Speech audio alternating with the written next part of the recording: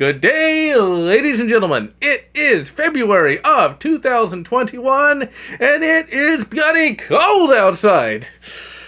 You know, this is Texas, ladies and gentlemen. It's supposed to be 80 degrees in the middle of winter.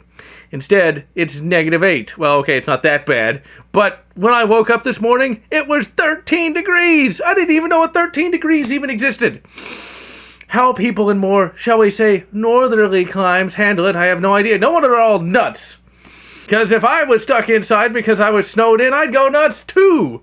And we're not even really snowed in. It's just the roads are so covered in ice and snow, nobody can go anywhere. Literally, we had 1 day of snow and ice, and the entire bloody state is falling apart. And it's just going to get worse as of this recording. So, yeah, maybe parachute me in some kerosene or something. So, yeah, 2021's off to a great start, isn't it? But enough about Texas and snow and things of that. Hey, yeah, that could be a...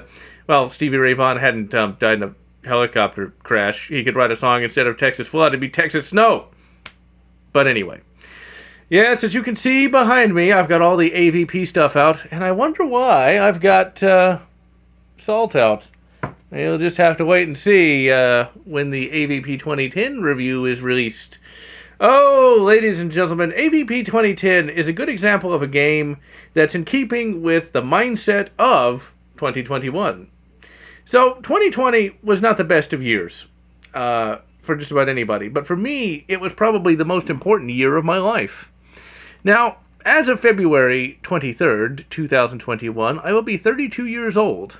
And thankfully, I'm still rocking the old look that I always have, although my hair's substantially shorter than it used to be. Used to be I had like sort of a hair helmet. Now I actually have the, what I like to call the RPG protagonist hairstyle. And I quite like it, actually. Especially having to get up super early in the morning. All you got to do is just run a brush and done. But anyway, RPG protagonist hair aside, the important thing about turning 32 is that for the first time, pretty much ever, I'm going into a birthday happy. Well, actually, no. There were a couple of birthdays where I was legitimately happy, but most of the time I was just kind of depressed. I felt like I was just wasting my life away and that I was missing out on so many good experiences. And what 2020 allowed me to do through a number of events, it allowed me to finally appreciate my life and actually be happy with it. I've always been happy with who I am, but I've always felt negative towards myself. I always felt like I wasn't smart enough, I wasn't fast enough, or strong enough, or capable enough. When in all reality, I was. I simply wasn't able to see that I was.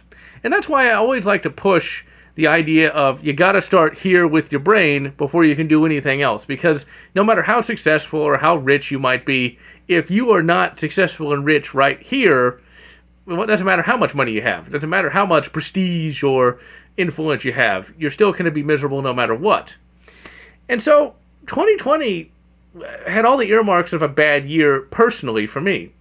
Started up with a oh-so-wonderful breakup, because those are so great. And, you know, it kind of continued where I was, like, kind of happy, but I didn't want myself to be happy, because it was like, I had a breakup, I'm going to be depressed. But as time went on, I started getting happier and happier, but I didn't want to let myself be happy, because it's like, well, I'm still broken up, right? Shouldn't I be broken up about it? And then I got really depressed in 2020, where I came upon a question that is kind of emo in and of itself. And the question was, if I were to talk to my 18-year-old self, what would I tell him about the rest of my life? It's a long time since I turned 18, And it's one of those things, like, for a while, for a couple months, I was like, I don't know what I'd say, because life is terrible. But then one day, it finally dawned on me that I could tell him the truth. And the truth is, everything I dreamt of back then, every goal I set, has pretty much been achieved in some fashion. And that's the truth. That's really what has happened. And that right there is something very important. No matter how far I was able to go until that day, it was never good enough. It was never, I achieved something. Instead, it was just, I failed at this, or this happened here. And on that day, I was finally able to appreciate life. I was finally able to allow myself to be happy. And that's something that I think is so important. It's not easy to be happy. It really isn't. Allowing yourself to finally appreciate yourself and all the things that you've done. And I'm glad that by the end of 2020, I was able to answer that question with something positive. And now that I'm going into age 32, well, I'm going to continue ensuring my life is as happily ever after as it can be. You know, it really is hard to get out of a depressed mindset. Believe me, it took me years to do. It's just something that sometimes it takes a lot of soul searching, and sometimes it just clicks. You know, you have that, you're going through, you know, your mental thoughts, and then finally everything just lines up, and it's like, oh yeah, that's how that works. That's why I say never give up on life, no matter how difficult things may be. You know, 2 years ago, I didn't really have much of a future. I was just sort of wasting away, you know. And, well, when I reached age 30, I said I was not going to be a greasy-haired loser, you know, just staring at a computer screen all day. Instead, I'm a short-haired loser. Wait, no, I'm a short-haired, successful individual staring at a computer screen all day. But I'm getting paid for it this time. So, yeah, ladies and gentlemen, the fact is, you know, I was able to go from pretty much nothing to accomplishing pretty much every dream I'd had, and now being able to move on to new dreams, to new heights of excellence, you know. And that's something you got to keep in mind. I know that we're all not really where we want to be at times, but you can be if you work hard enough. And the thing is, I don't ever like to give anyone an easy answer, because there is no easy answer to living happily ever after. It's something that comes from within. It comes from self-reflection. It comes from trying to be a better person. And that's not being a better person by, like, you know, doing stuff for other people. It's doing stuff for yourself, too, you know. We often don't focus on self as much as we should. That doesn't mean be selfish. It just means if you've got individual issues with yourself, you got to work on those, too. You got to fix yourself before you can fix anyone else. You know, maybe you don't have any problems, which is good. That means, like, you're pretty much all the way there. You know, for me, I've had a really good life, but it wasn't until about last year that I was able to truly appreciate just how good of a life I had, because I only focused on the negative. You know, I had a really good childhood with, you know, a really good family that was always loving and caring and was always, you know, sticking up for me and always encouraging me to do better, you know. And that's something that not everyone has. You know, even with people that I had to deal with as a kid, you know, even then I got off pretty easy compared to a number of other people, you know. My biggest problem with childhood was just the fact that the Houston public school system seemed to be filled with complete assholes from the teachers on down. I don't know what it was. Maybe I just had a bad class or something, but there were a lot of assholes back then. And that's one of the reasons why I always had a negative disposition towards people. You know, it's like, fuck all those people. I don't want to talk to them. I don't have to deal with them. It took pretty much until last year to finally get to where, you know what? People aren't all so bad. Now, there's a lot of assholes. Don't get me wrong. There's a crap ton of assholes out there. But not all of them are bad. You know, like if you're introverted because you think everybody's a cretin, believe me, I know where you're coming from when it comes to that. But not everybody's a cretin. Maybe a lot of them are, but not all of them.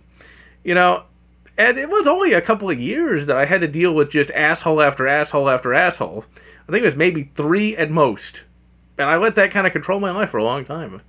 I'm just glad that as of 32, I can actually, you know, communicate with the humies.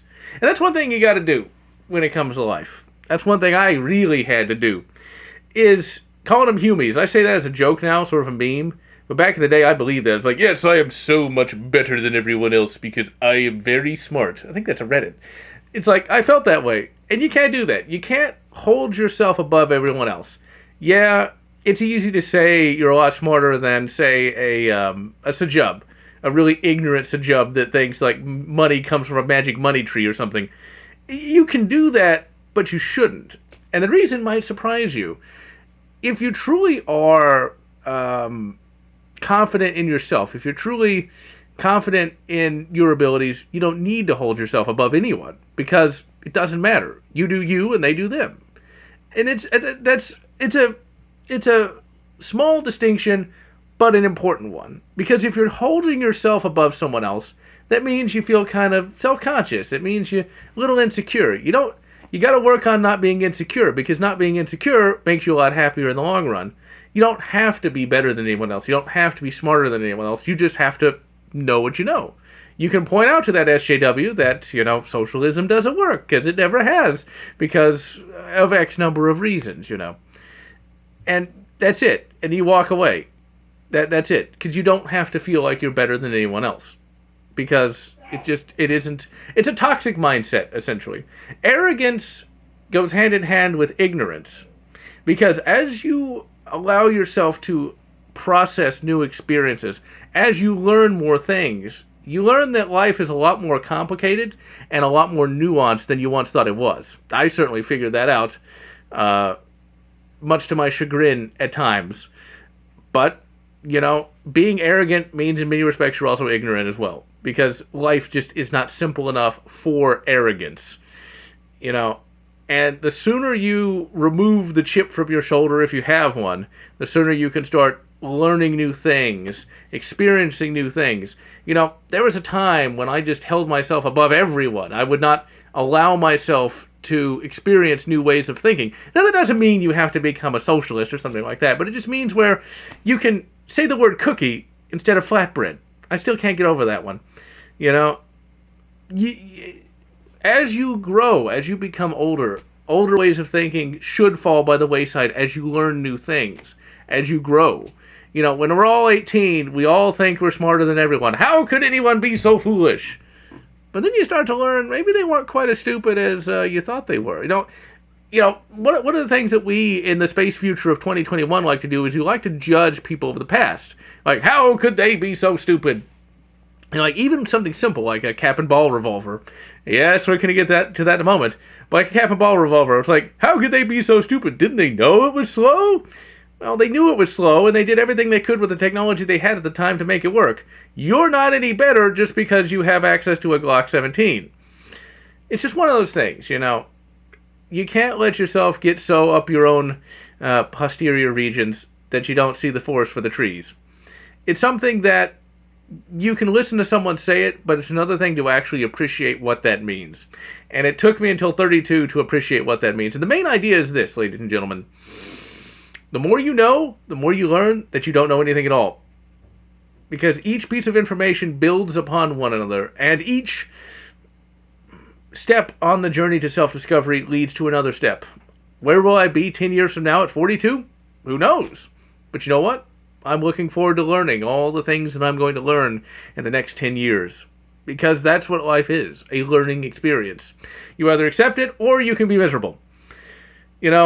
Another thing I want to talk about growing older is people always like to pine for the old days. I always talk about that because it is very important. Pining for the old days is such a toxic mindset. It just keeps you steeped in the past. You can still enjoy the past, but you don't have to pine for it, It's like watching Spoonie. I look back at the old Spoonie days. For those who don't know, there's a YouTuber named the Spoonie One. He has long since retired.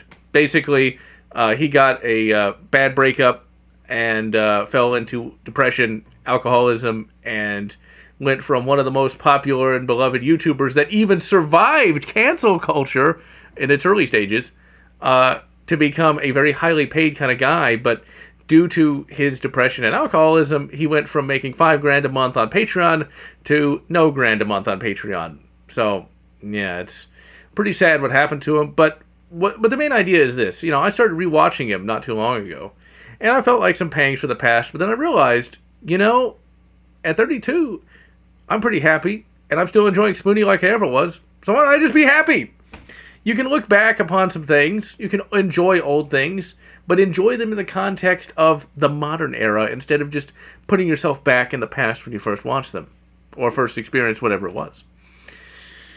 So yeah, ladies and gentlemen, GeneralLotz is getting more philosophical in his dotage, but joke's on you, I've always been philosophical, but in the past it was much more self-serving philosophy instead of something that made me question my own beliefs and values.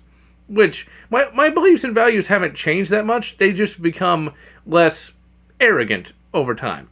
They become less, I'm not going to say less certain, but certain elements of my beliefs and values have changed. Some of them have been clarified, some of them have been removed, but between 18 and 32, the core tenets of who I am have not changed. They've just evolved over time. That doesn't mean I started out as, like a pro-second A guy, and now I'm like pro-second A butt. I'm still solid that, but other things have changed.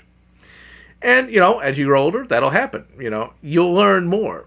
And maybe some things that you're ignorant of today, you won't be as ignorant of in the future, and that might explain certain things, like how socialism is bad. But anyway, we're not here to talk about socialism. Instead, we're here to talk about Alien versus Predator. This year, there is going to be a lot more AVP videos than there have been in many, many years. We're kind of going back to form with that. As of this month, we're going to have AVP 2010, a much lower sodium version of that particular video. Going to finally review AVP on Jaguar. That is a very impressive game. I've only really started playing it, but from what I've started playing, it's pretty damn good. I actually gush about it in the 2010 video when I go through the early AVPs. I'm not so sure that the Predator is going to be that great. It seems like the hit detection's a little off on the claw attack, but we'll see. I'm also going to be re-reviewing AVP Classic 2000. It's going to be, instead of like a 10-minute video, it's going to be, a typical 20 to 30-minute video that's going to go through all the levels and story and stuff like that. Because AVP Classic 2000 is a damn good game, even if the name is so after the fact. But then again, for some reason, every AVP game was just called AV Bloody P. Also, can I look at AVP2 Primal Hunt? For some reason, that got negative reviews, according to Wikipedia, but I remember quite enjoying it. I do remember it not running as good as AVP1, so we'll see how that works. And that's all the AVP games for the year, which is quite a few. Gonna take a look at Wolfenstein soon. Gonna take a look at Crystal Caves again. That's gonna be another retrospective.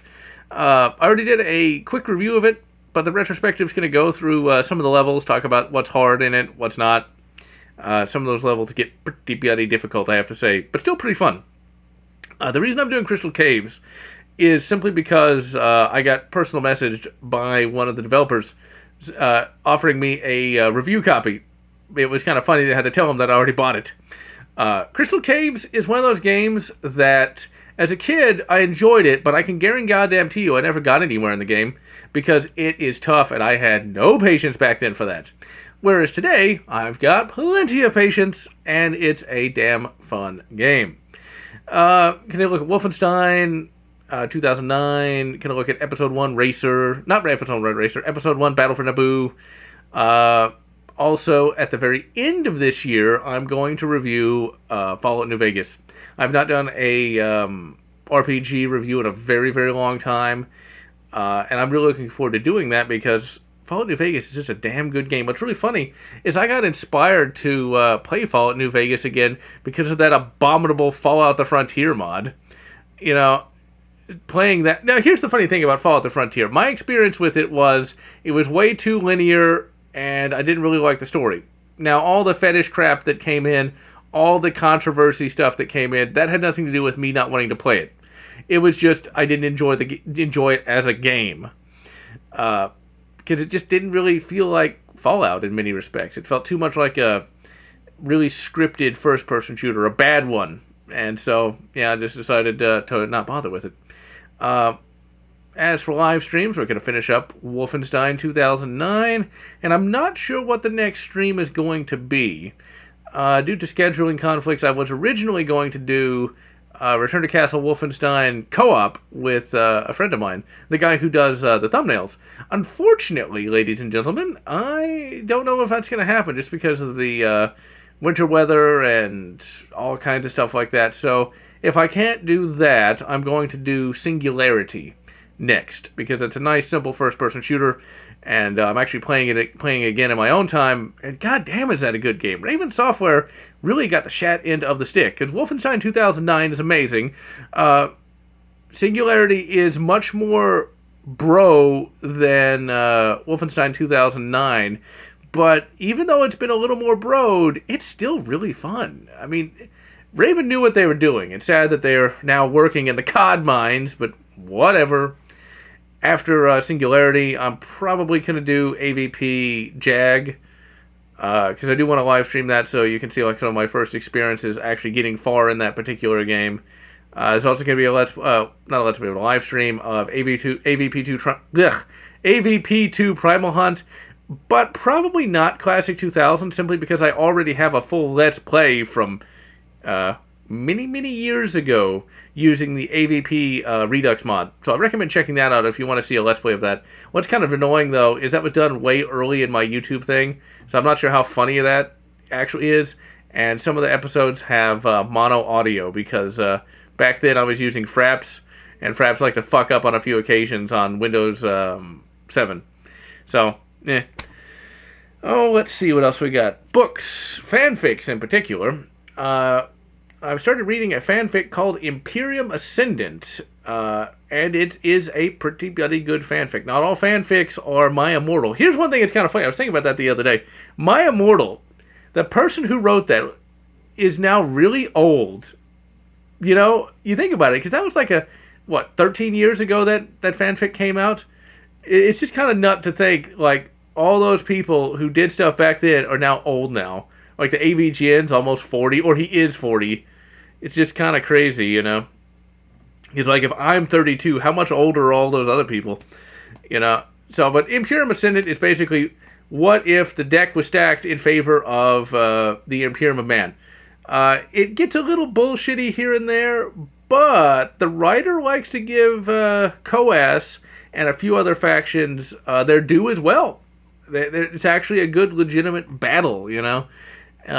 There's some lore expansions. Now, all that lore is just fanficky lore, but me saying fanficky, that doesn't mean much. It is good enough to be legitimate lore. Like, for example, the reason why the Emperor got so cold and calculating is because he gave aspects of his humanity to the Primarchs. So he literally didn't have the humanity anymore because he used it to make the dudes. And so it's cool. It's cool.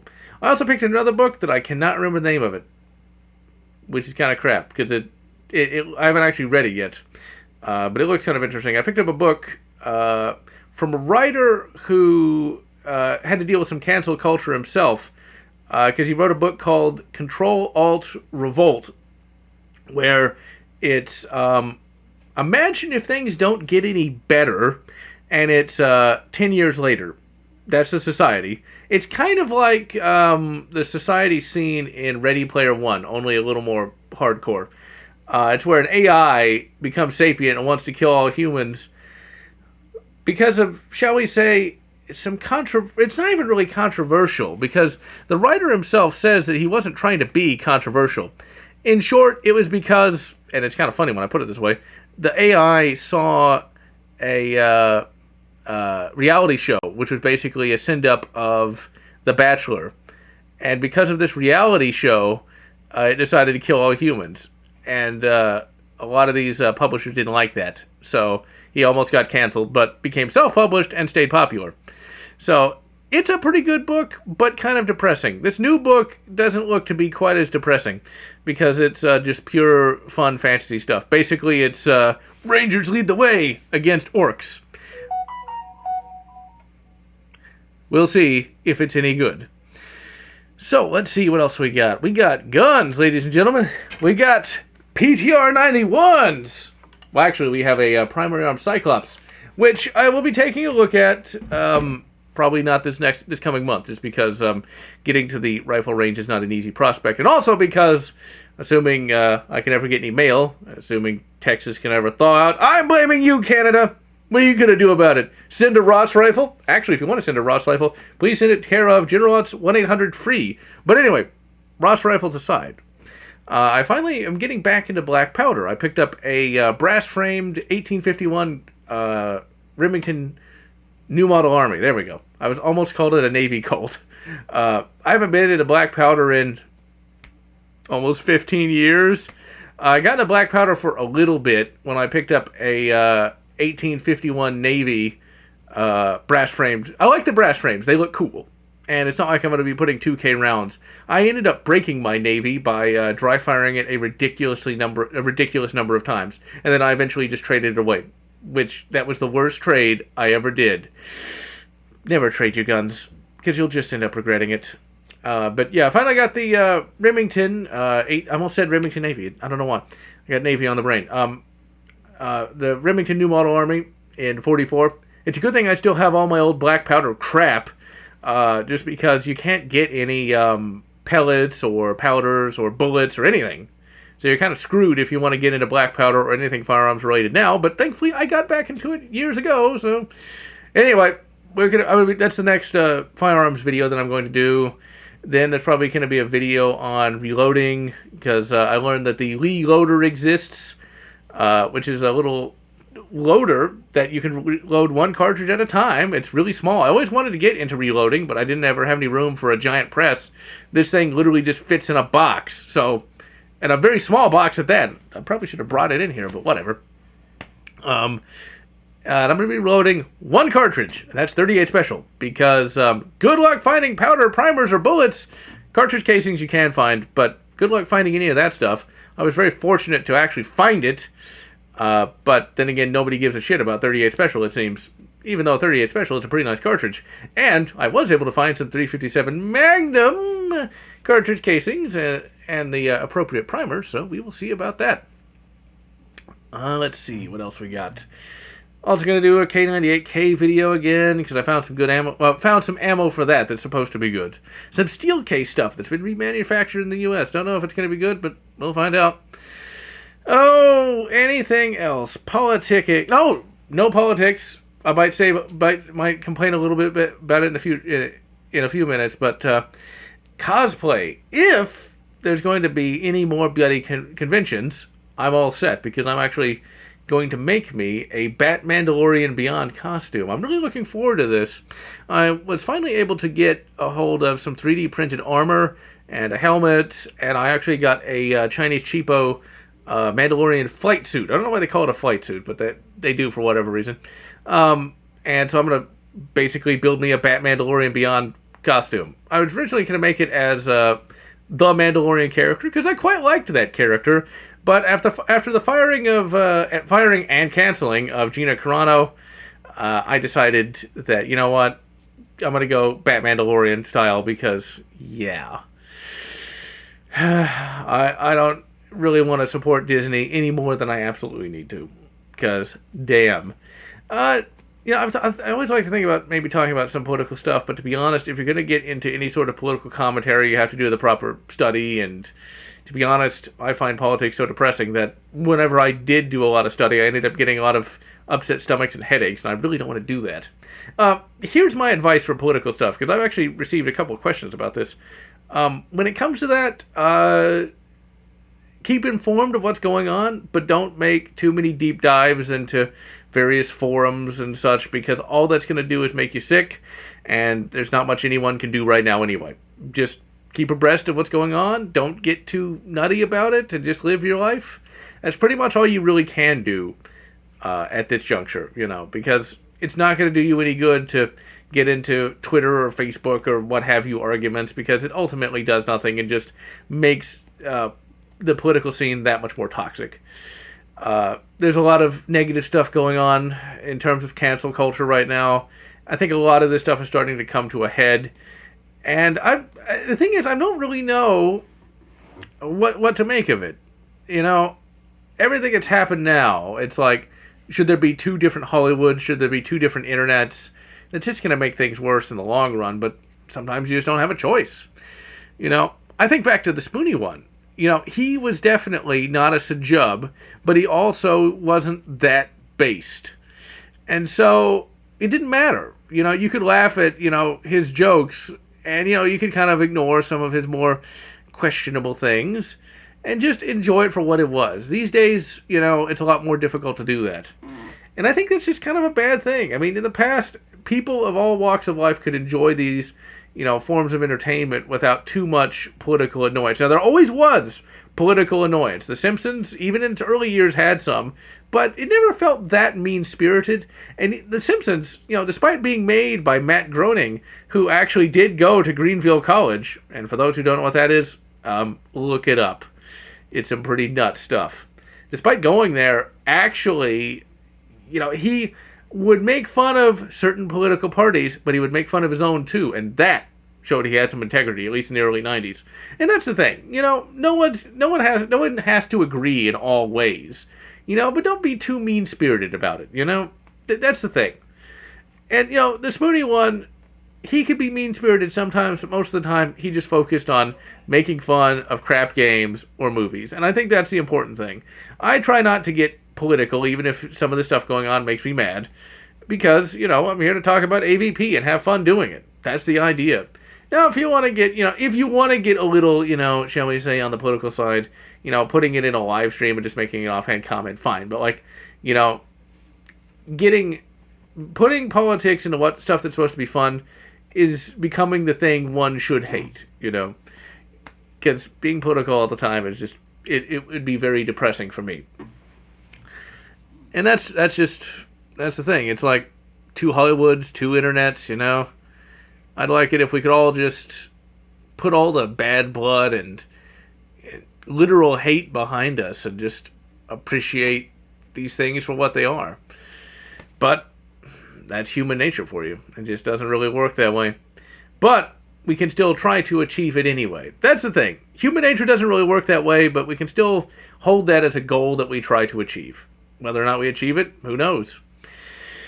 But in any event, I am GeneralLotz, and I am going to wish all of you a very good Christmas. Wait, no, it's not Christmas, it's February. A very good Wolfenstein 2009, a very good AVP, whatever makes you happy! If you enjoyed this video, please consider subscribing, and if you can, please consider supporting me on Patreon so that I can continue bringing you this great content.